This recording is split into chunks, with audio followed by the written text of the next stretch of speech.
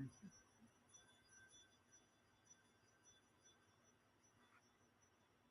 we are on TV right now.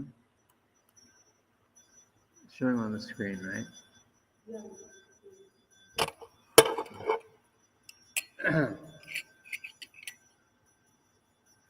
Jaya Radha Madhava Kunja Bihari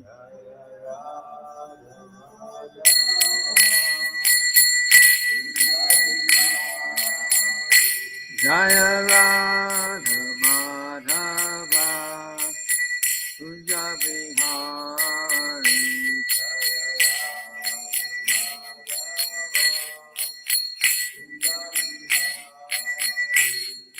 Krishna Jana Baba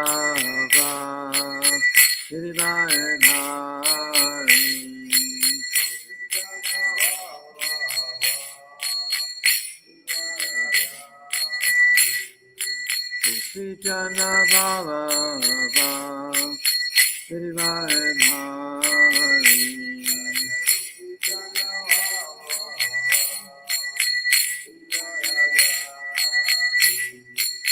Yashodanandana Prajajana Randana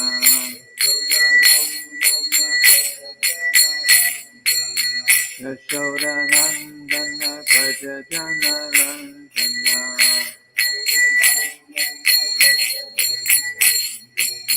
Yamuna Tira Vanachari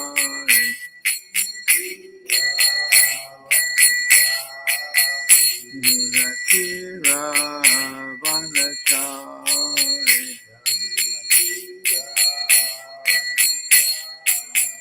Jaya Radha Madhava Kunja Bihari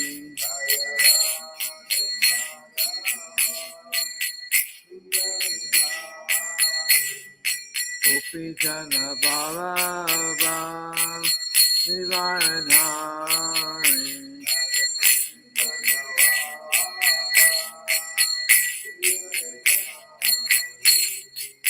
Yashodanandana Prajajana Randana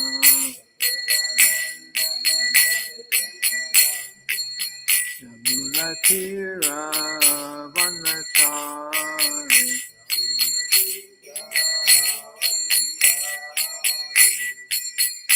Hare Krishna, Hare Krishna, Krishna Krishna, Hare Hare, Hare Rama, Hare Rama, Rama Rama, Hare Hare.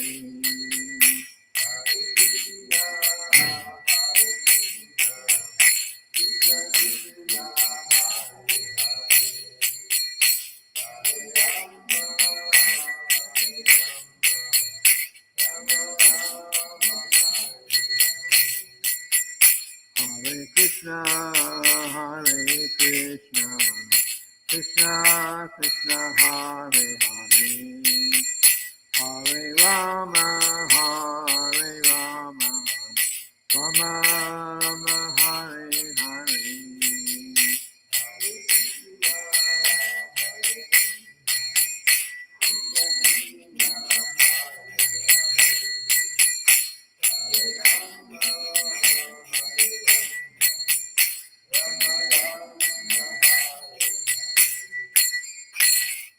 Srila Prabhupada ki jai.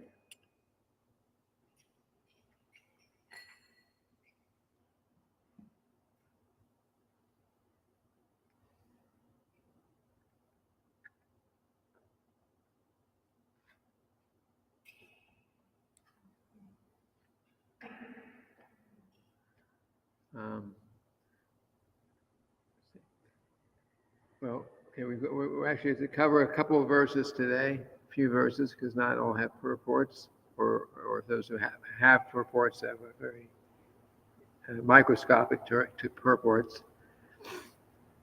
But before I go into that, for the class last night, the Bhaktivinoda Thakur, there was one nice example, this story actually, that Srila Prabhupada would tell on days like this, or that disappearance days. And I think it is instructive, but I forgot to mention it last night.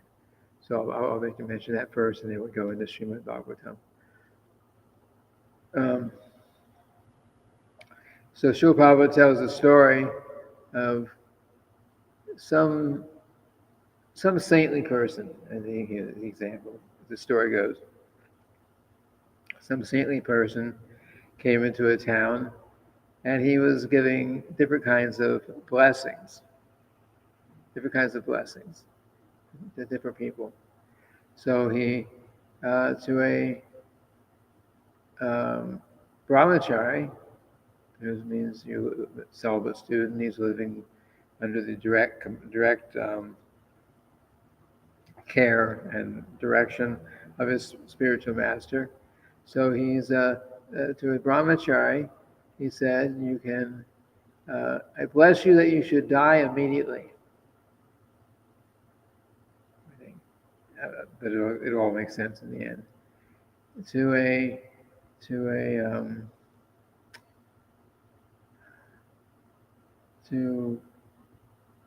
I'm forgetting. To a king, not a king, a prince.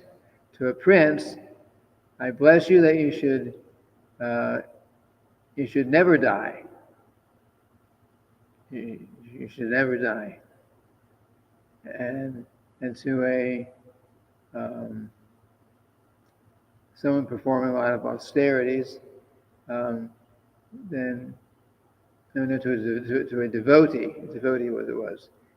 Someone who's very much engaged in devotional service.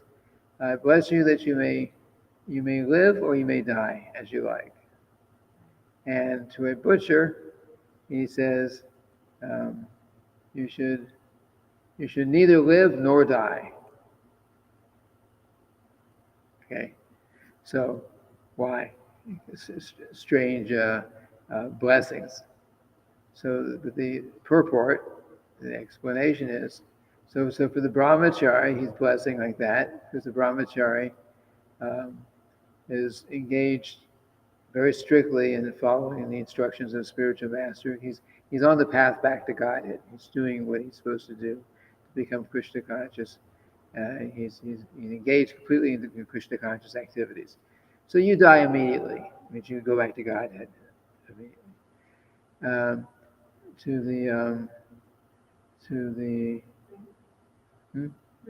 The prince. So to the prince, he says, you should not die, because right now you're a prince, and you have money, you have power, you have position, you have fame, and you have a lot of opportunity for sex and things like that. You have a lot of opportunity now. You're going to enjoy like anything right now, but better you don't die, because when you die, you're going to really suffer. Suffer the reactions of all your sinful activities now. So better you don't die. And then the butcher, he blessed him. How? Yes, you never live nor die, because what does a butcher do?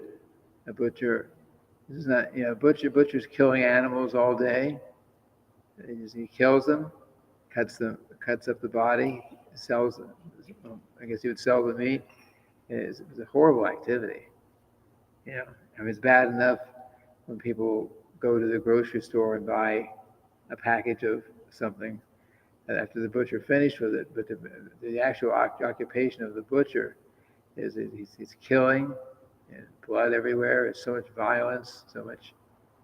What it was a state of mind that his life is hellish now, and his life will be really hellish when he dies. So you neither live nor die. And then for the devotee, the brahmachari doesn't necessarily mean devotee. Brahmachari means you may be following, but you mean brahmachari in a sense, and not actually be a devotee of the Lord. You're a celibate student. You're performing austerities and like that. So, but the devotee is fully engaged in devotional service. So for such a devotee, the blessing was that you can live or you can die. It's doesn't matter. It's the same for you because the devotee is engaged, completely fully absorbed in devotional service to the Lord. So he's doing what's good for him spiritually. He's doing what's good for him for for his his ultimate being Krishna conscious, and he's actually enjoying, because he's enjoying devotional service.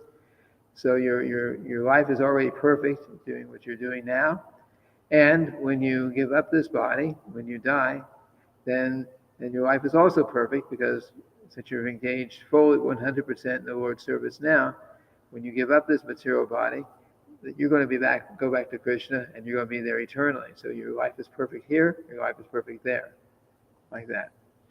So Srila Prabhupada gave that example. He actually gave the example speaking about his spiritual master, Srila Bhaktisiddhanta, on his disappearance day.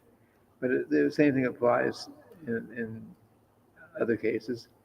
So for the one who's completely engaged in devotional service, like Srila Prabhupada or like Bhaktivinoda Thakur we were talking about yesterday, they in the spiritual world, they're perfect and blissful and engaged in so many wonderful activities. And if they're in the material world, they're preaching and they're engaged. They're also fully engaged in devotional service, which is a perfection. It's perfection of life here, and it's the perfection of life in the spiritual world. So it doesn't really matter for the pure devotee. Pure devotee is willing to go to heaven or to hell, as long as he can engage in the Lord's devotional service. The only thing he's not willing to do is merge in the Brahma Jyoti, which means there's no activity, no devotional service. It's a horrible condition for a devotee, like that. So that's the position of these great souls like Bhaktivinoda Thakur, Srila Bhaktisiddhanta, Srila Prabhupada, and so many eternally liberated souls there, whether they're here or they're there, in the spiritual world, or they're here in the material world. They're completely engaged in the Lord's devotional service, and it doesn't really matter where they are, because they're completely engaged in the Lord's devotional service. Okay, so that was a little late comment from last night. So we'll go on. Understand? Makes sense? Okay. So we'll go into today's verse. Om Namo Bhagavate Vasudevaya. Om Namo Bhagavate Vasudevaya. Om Namo Bhagavate Vasudevaya.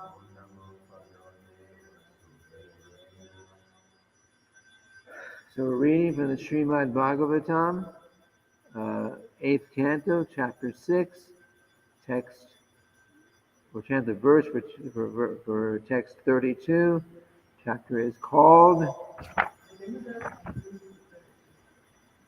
The Demigods and Demons Declare a Truce. Yes. They're going to work together for a common goal.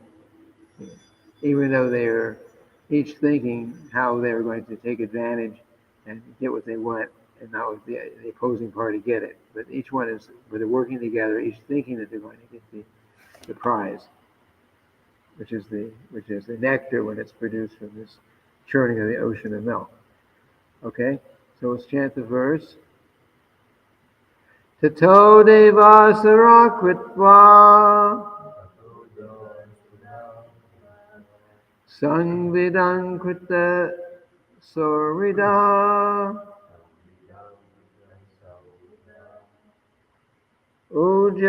ujamang paramang chakrur amrita Amritarte Parantapa Tato Deva Sarakritva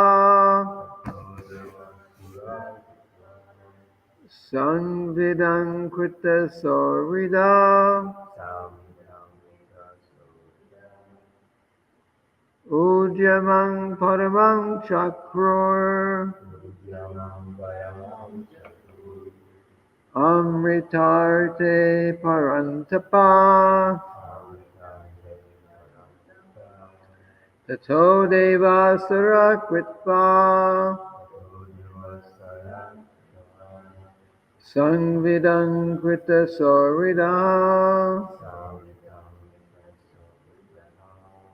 Ujjamang Paramang Chakrur Amritarte Parantapa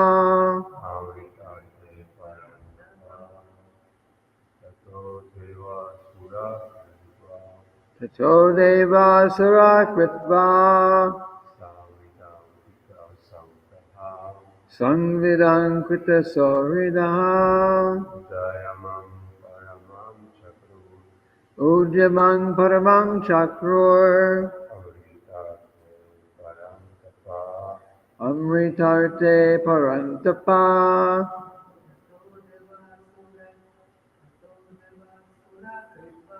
Tato Deva Sarakritva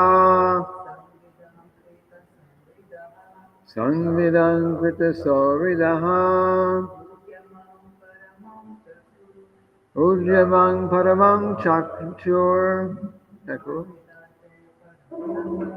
Amritarte Parantapa.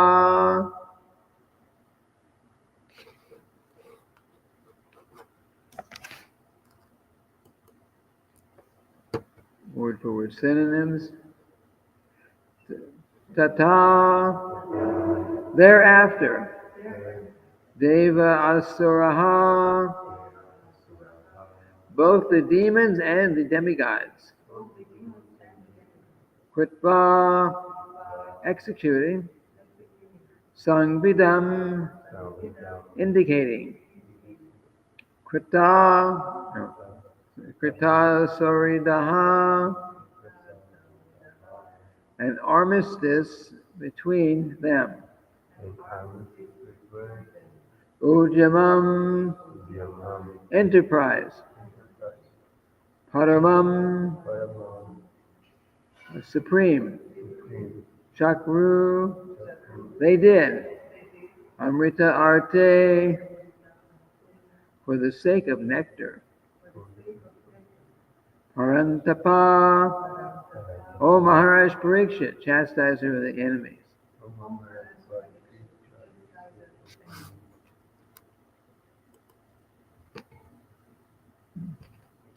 O Maharaj Parikshit, chastiser of enemies, the demigods and the demons thereafter made an armistice between them. Then, with great enterprise, they arranged to produce nectar, as proposed by Lord Indra. Repeat after me. O Maharaj Parikshit, chastiser of enemies, the demigods and demons thereafter made an armistice between them. Then, with great enterprise, they arranged to produce nectar, as proposed by Lord Indra.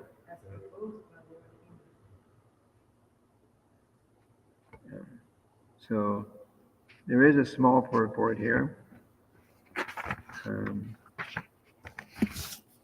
Prabhupada's purport. The word Sangvidam is significant in this verse. The demigods and demons both agreed to stop fighting, at least for the time being, and endeavor to produce nectar. Srila Vishwanath Chakravarti Thakur notes in this connection, Sangvit yude pratigyayan achare namne toshane sambhashana kriyakare sankete jnanayorapi. The word sangvit is variously used. It used to mean, this word has a lot of meanings. This word, sangvit, has a lot of meanings. So it says, it means in fighting, it means in promising, it means for satisfying, in addressing, by practical action, indication, and knowledge. Several words, several meanings to that verse, that word. And I can't say a whole lot about the verse because that's the entire purport. So I think we'll go on, read a little bit more and read another purport. Tataste mandara giring ojas ot patya durmada nandananta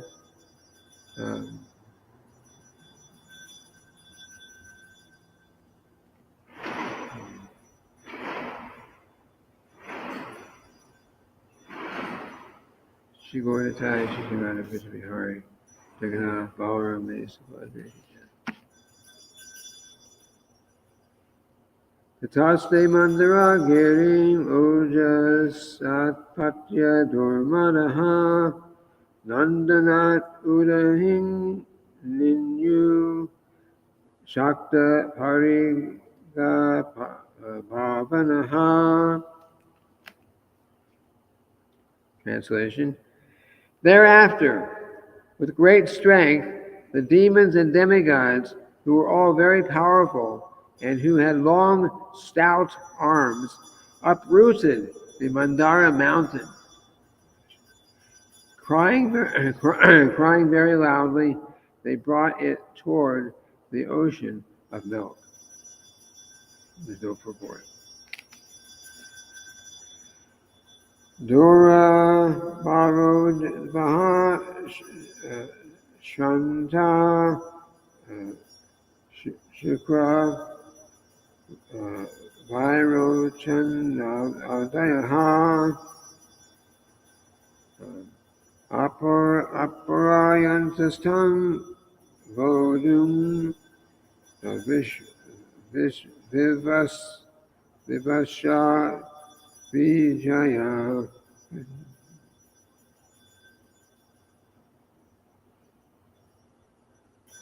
Sorry. Give me a second. Off the TV screen.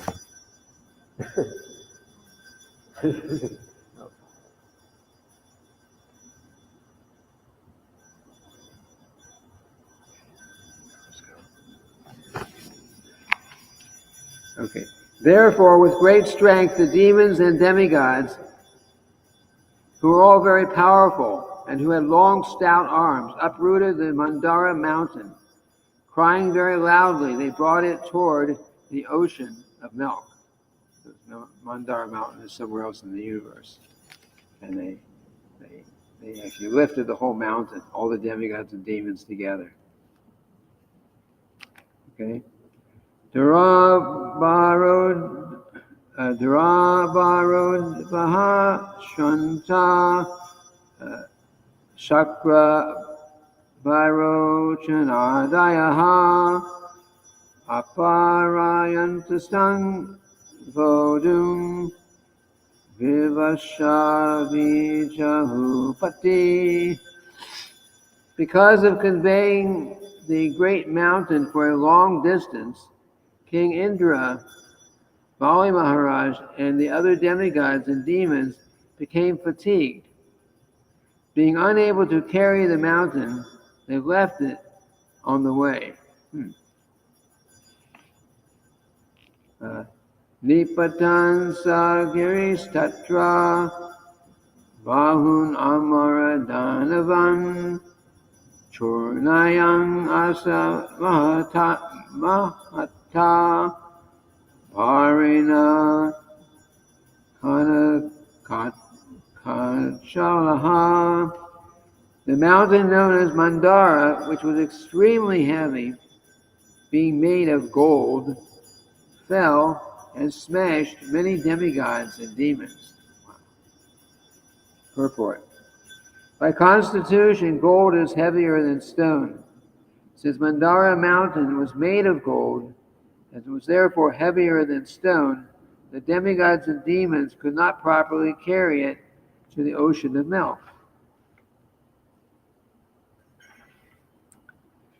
Tangstata Bhagna Manaso Bhagna Bahuru Kandaran Vigyaya Bhagavang Satra Bahuva Garuda Dvajaha.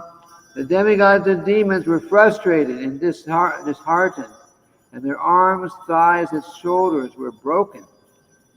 Therefore, the Supreme Personality of Godhead, who knew everything, appeared there on the back of his carrier, Garuda.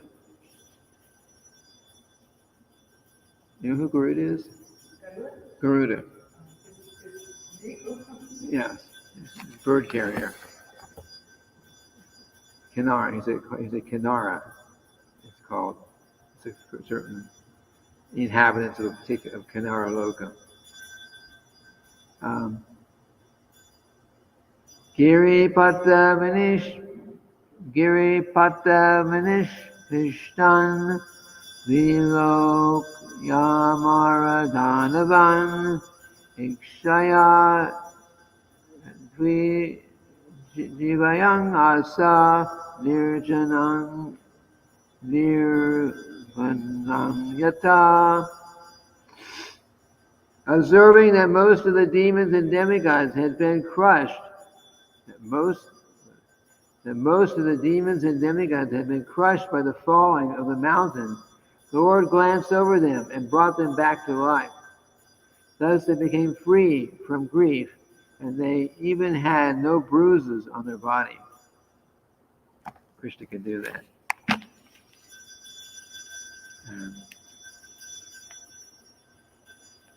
And then one more verse that has a purport. Well, there's only one more verse in the chapter after this. Kiring charopya garude haste naikena lilaya aruya praya abdin sura kanaya ritaha. The Lord very easily lifted the mountain with one hand and placed it on the back of Garuda. Then he too got on the back of Garuda and went to the ocean of milk, surrounded by the demigods and demons. Purport.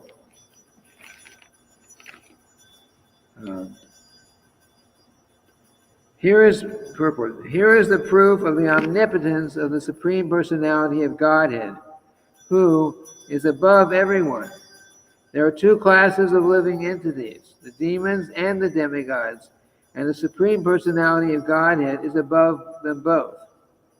The demons believe in the chance theory of creation, whereas the demigods believe in the creation by the hand of the Supreme Personality of Godhead.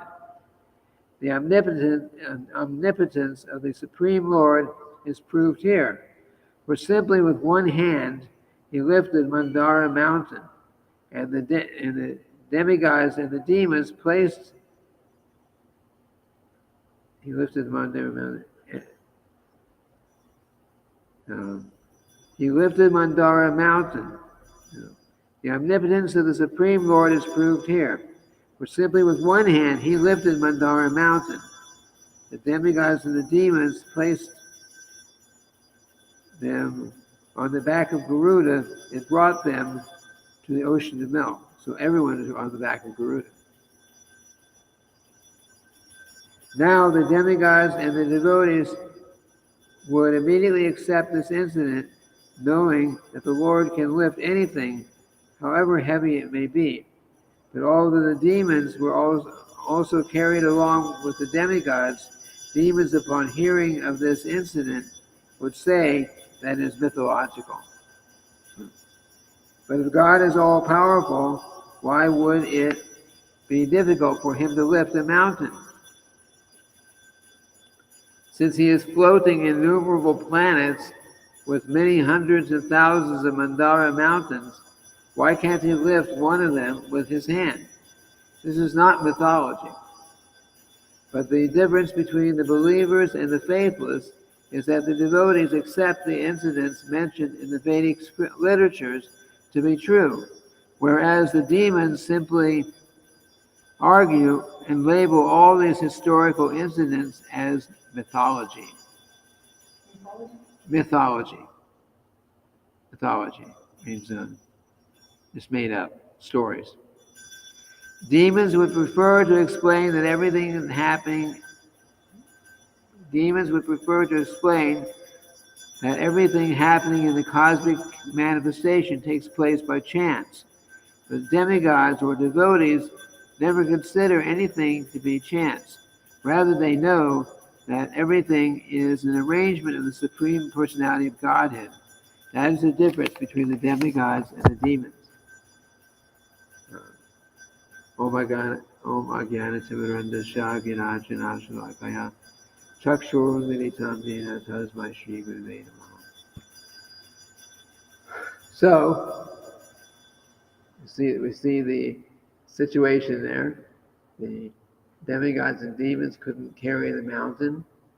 Many of them were crushed, killed, or injured trying to carry it, as pieces of it were falling off, and they were being hurt by them. And along comes Lord Vishnu. It's very easy with one hand.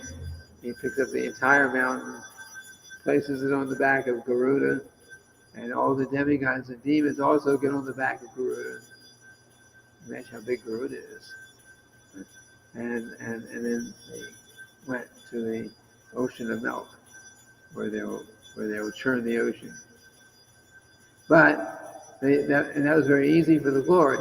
For those who are atheists or demoniac nature, they prefer to believe that God does not exist.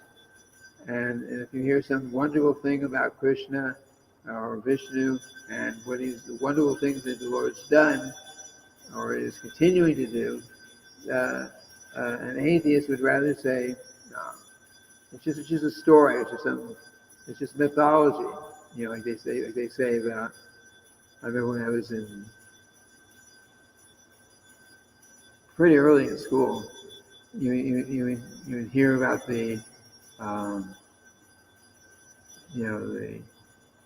Greek mythology and this mythology, that mythology, and it was always about these great, wonderful personalities that controlled the sun or the moon or the rain or different things in the cosmic creation, which we understand as demigods.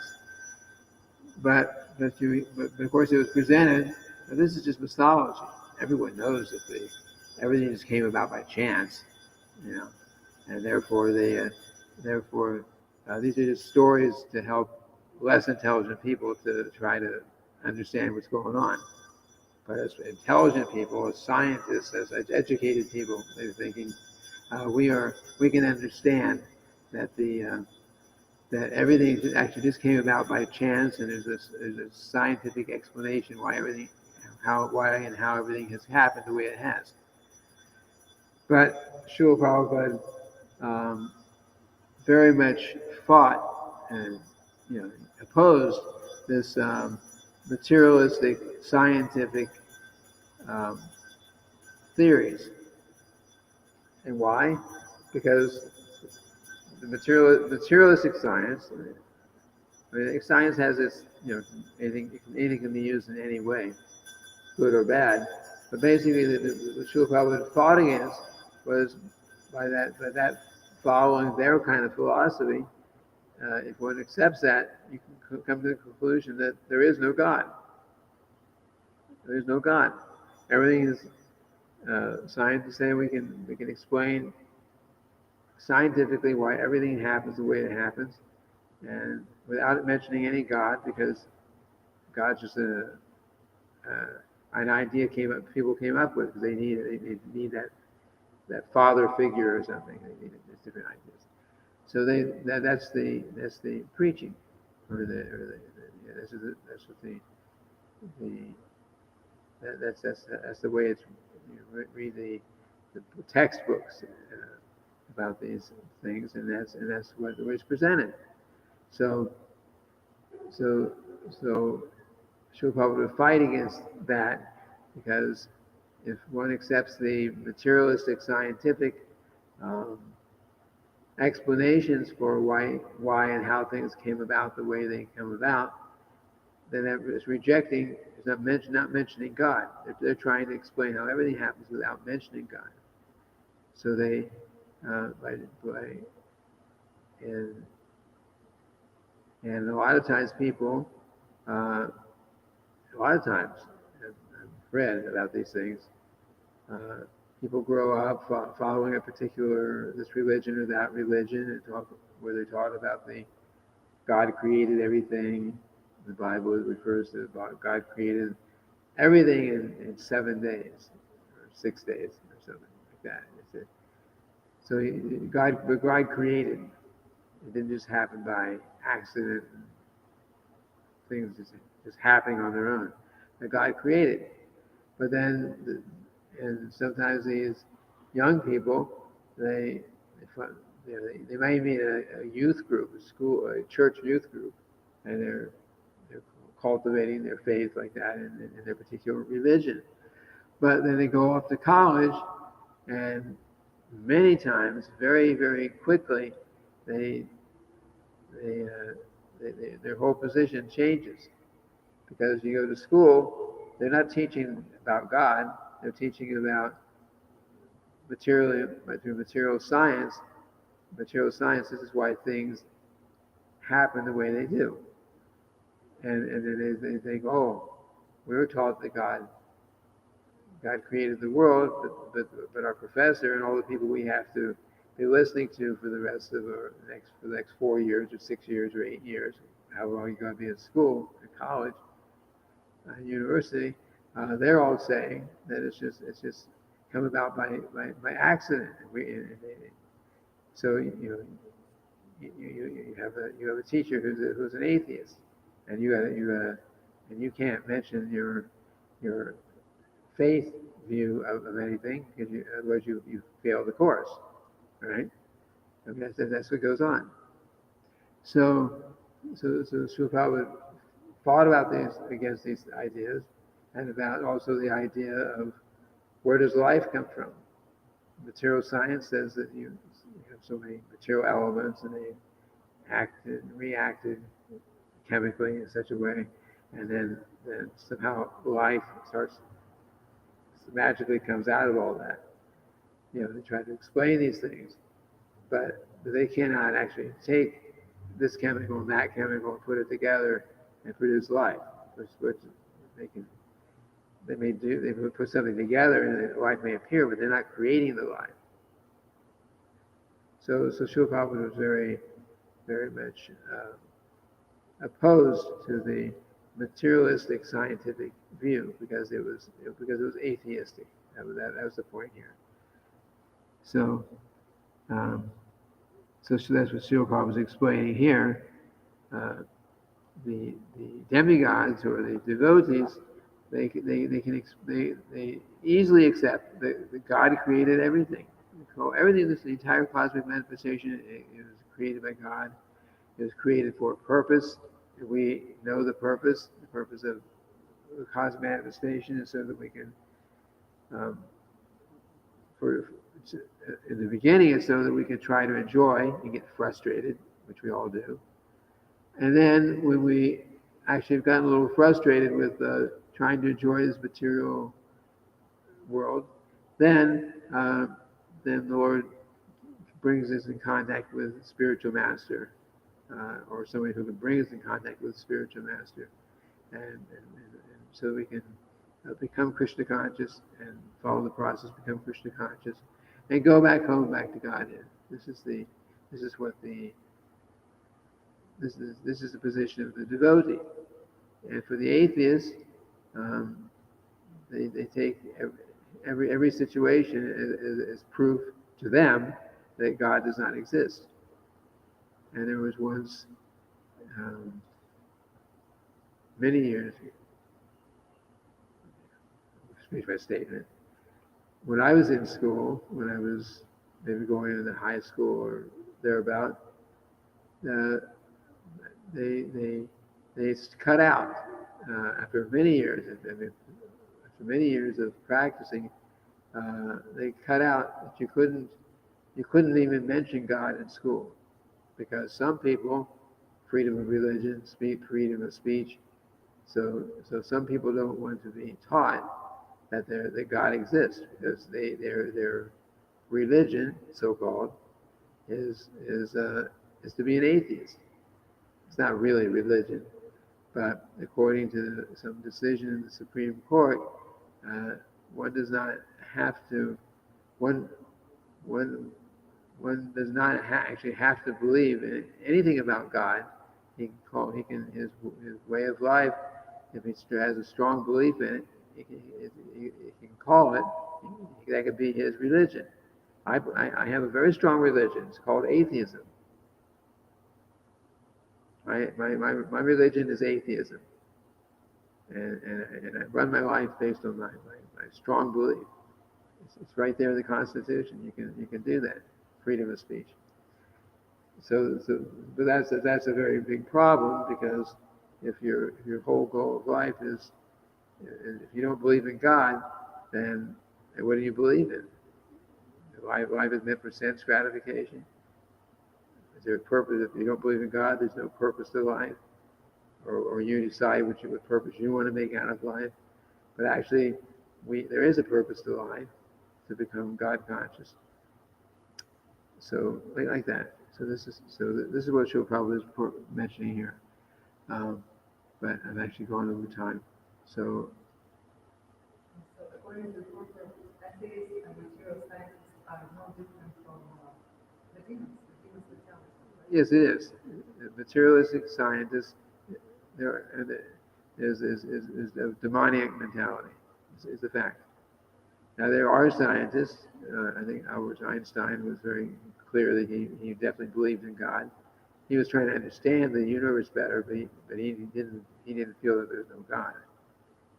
And I'm sure there were many others. There were some scientists that believe in God, but there's a lot of them who don't. They don't. I mostly don't. Let me just check real quick, make sure that somebody didn't leave a question here. Never. Okay, so we'll end here today. Tomorrow we have what? Chaitanya